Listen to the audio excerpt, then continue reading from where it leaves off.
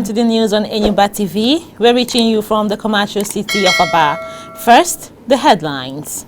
Thieves raid shops, church and homes in Aba. Man removes wife's eye with knife for ritual. Attempts to kill landlady in Umuahia.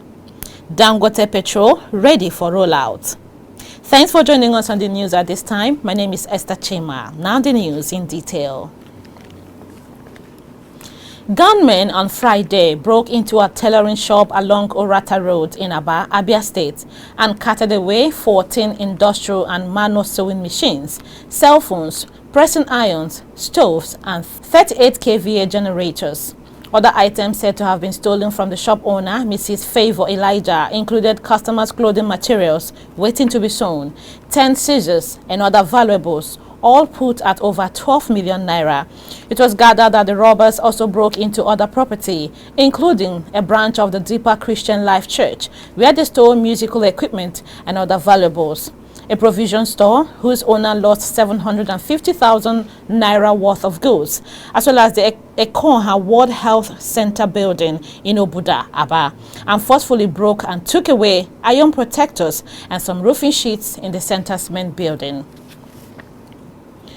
A man named Lawrence Uzor has been arrested in Umuahia, Abia State for allegedly forcibly removing his wife's eyes for ritual purposes. The incident occurred around 1 a.m. on Saturday while his wife, Amarachi Lawrence, was asleep. Uzor, an aluminium worker, allegedly attacked his wife with a knife in their home at Adiele Estate in Umuahia North. The couple's landlady, Lovejane Nwaiwu, who witnessed the incident and was also injured, described hearing strange noises from the couple's apartment late at night. She reported that after hearing Amarachi scream for help, she tried to intervene but was attacked by Uzor, who slashed her hand and face. Despite her efforts to call for help, no neighbors responded initially, but the community vigilance team eventually arrived and apprehended Uzor.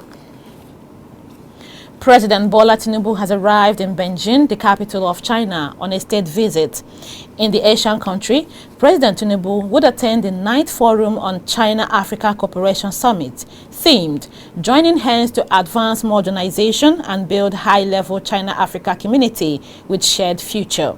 This was disclosed in a post on X by the President's Special Assistant on social media, Dada Olusegun. The President will also pay site visit to prominent Chinese corporations, including Huawei Technologies and the China Rail and Construction Corporation, to fast-track the completion of the Ibadan to Abuja segment of the Lagos to Kano high-speed rail line.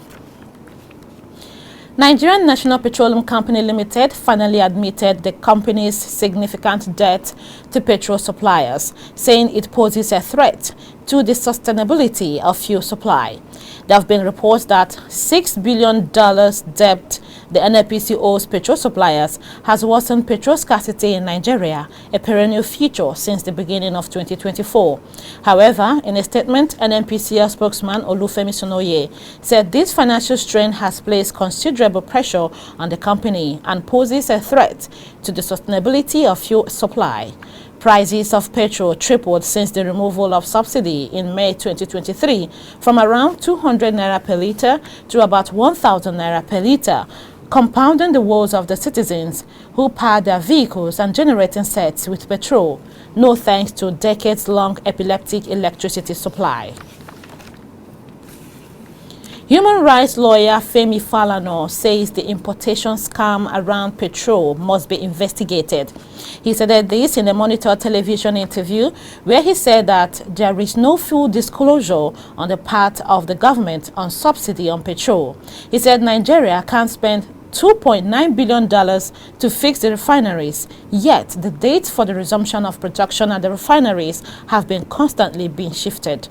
Falana threatened to sue those responsible for the fixing of state-owned refineries should they announce another postponement. Efforts by the federal government to ramp up power generation seem to be suffering a setback following the refusal of the electricity distribution companies to offtake the power allocated to them. Minister of Power Adebayo Adelabu described the rejection of power by electricity distribution companies, describing it as regrettable. According to the minister, Generation peaked at 5,170 megawatts on Friday. Unfortunately, it had to be ramped down by 1,400 megawatts due to the inability of the discos to pick the supply. Adiele, who is in China to attend the China-Africa Cooperation Summit, also disclosed that the federal government had concluded plans to release $800 million for the construction of substations and distribution lines under the Presidential Power Initiative. Minister of the Federal Capital Territory, Nyesom Wike, has vowed to cause political crisis in the state if any governor who tries to interfere in the affairs of the People's Democratic Party in Rivers State. Wike said this at the PDP Secretariat in Port Harcourt during the party's state congress. The minister, who singled out Bauchi Governor Bala Mohammed, promised sleepless nights to governors who leave their states to challenge him in Rivers State. Wike's verbal onslaught comes days after the PDP governors met in Taraba State and weighed in on the crisis rocking the party in Rivers State, in which the minister and the state governor are principal players.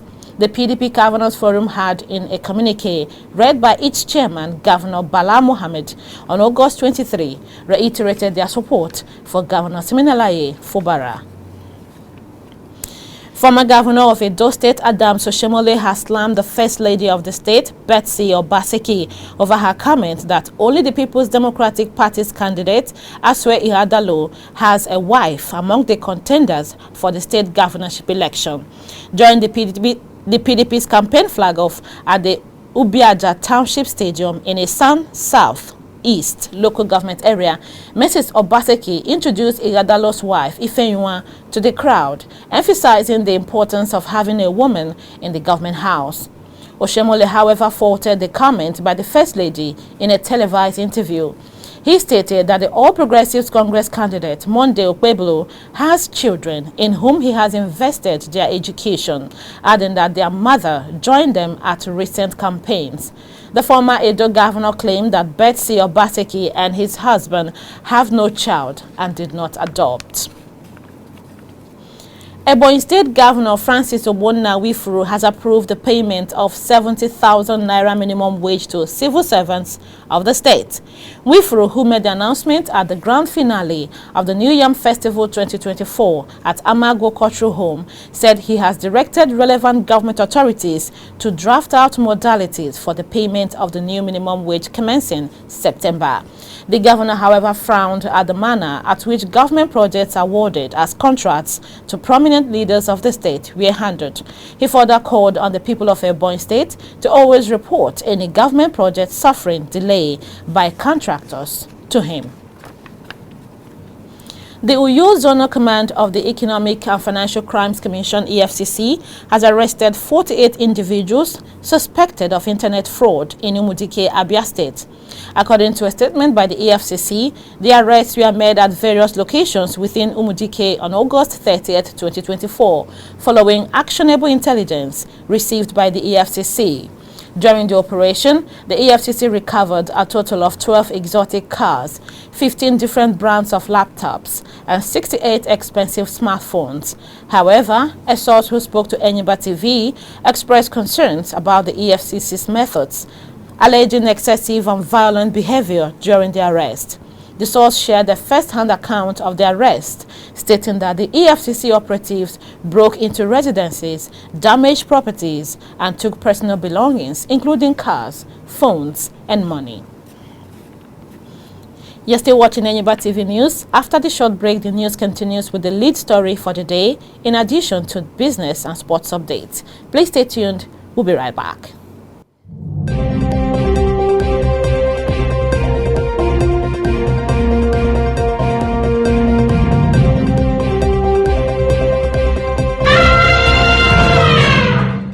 Thanks for being there. Now to the lead story. The Dangote Petroleum Refinery is set to roll out the sale of premium motor spirit, otherwise known as petrol. This is coming a few days after the 650,000 capacity refinery engaged in a test run of the product. Industry sources confirmed that the product would soon hit the market. The sources, who pleaded anonymity, told our correspondent that the government and the Dangote group were working out modalities for the circulation of the product. A government source hinted that the sale and distribution of the PMS is being sorted out with the federal government. The source added that only the Nigerian National Petroleum Company Limited would be authorized to sell the Dangote fuel at the moment. Recall that petrol from Dangote Refinery was supposed to have been out since June, but the refinery battled crude shortages and entered into a brawl with the Nigerian Midstream and Downstream Regulatory Authority, which accused the refinery of producing substandard diesel. However, with the intervention of the federal government that crude should be supplied to the refinery in the local currency, it seems to be yielding the desired results. And now from the business scene.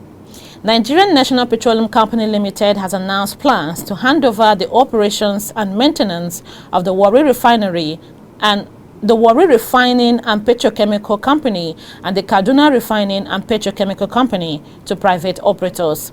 The decision, which was revealed in a statement through NNPCL's official handle, was said to be geared towards engaging reputable and credible operations and maintenance companies to manage these refineries more effectively. The Warri Refinery, located in Delta State, was commissioned in 1978 and is a complex conversion refinery with a nameplate distillation capacity of 6.25 million metric tons per annum, equivalent to 125,000 barrels per day. The facility primarily supplies petroleum products to markets in the southern and southwestern regions of Nigeria. And now sports.